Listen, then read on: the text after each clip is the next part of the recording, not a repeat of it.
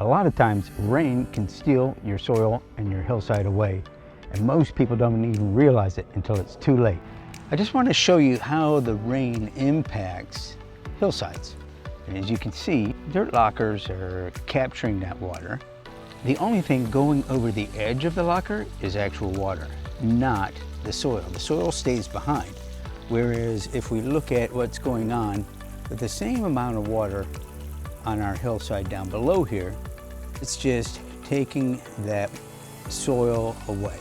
You don't necessarily want to stop all of the water. You're not going to stop all of the water. I mean, there's a tremendous amount of weight, a tremendous amount of volume, especially in areas that are prone to heavy rainfall.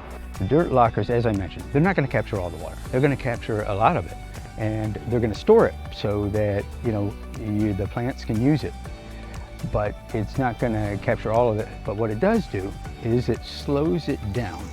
The water is exceeding the level of even this very first dirt locker.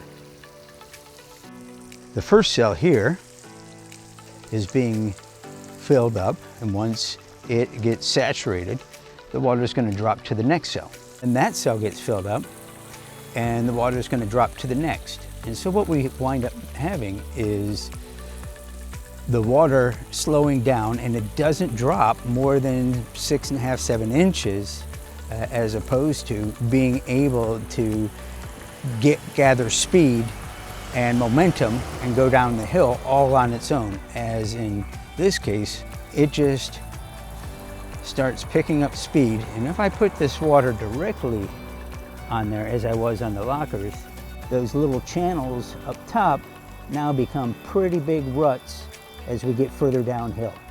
That's why we're not trying to stop the water. We're not trying to capture all the water. But what we are trying to do is slow it down, break it up, and not let it gather momentum and speed and picking up our soil, our property on the way.